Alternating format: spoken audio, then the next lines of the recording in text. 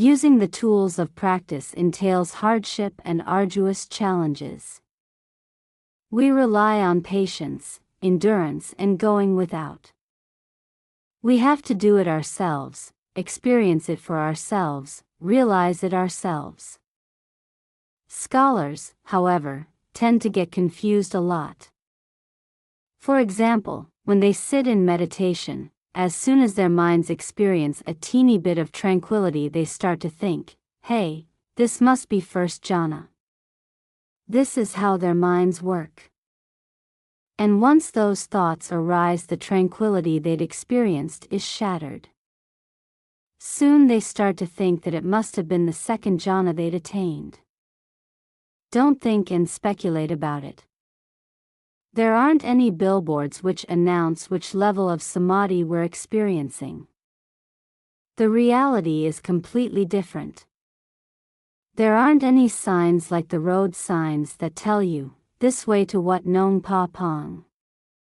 That's not how I read the mind. It doesn't announce.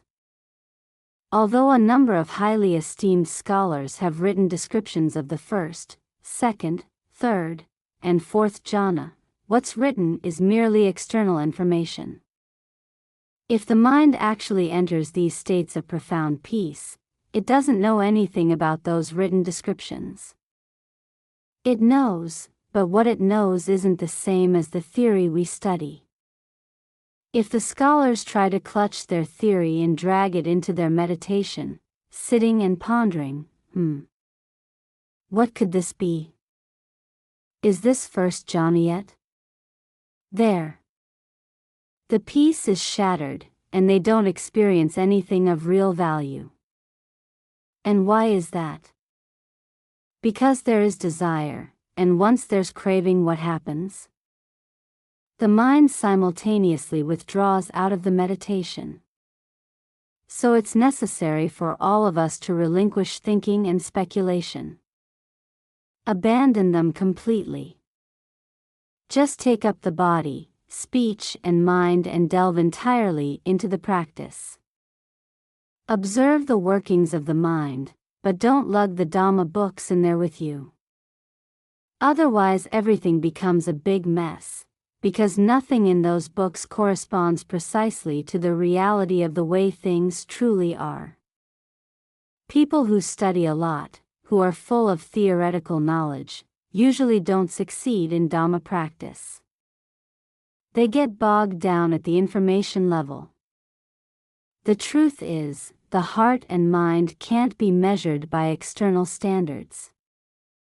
If the mind is getting peaceful, just allow it to be peaceful. The most profound levels of deep peace do exist. Personally, I didn't know much about the theory of practice. I'd been a monk for 3 years and still had a lot of questions about what samādhi actually was. I kept trying to think about it and figure it out as I meditated, but my mind became even more restless and distracted than it had been before. The amount of thinking actually increased. When I wasn't meditating, it was more peaceful. Boy, was it difficult, so exasperating.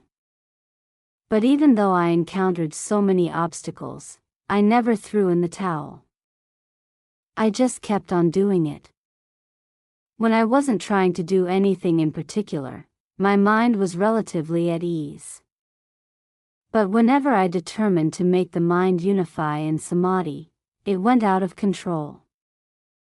What's going on here, I wondered. Why is this happening? Later on, I began to realize that meditation was comparable to the process of breathing. If we're determined to force the breath to be shallow, deep, or just right, it's very difficult to do.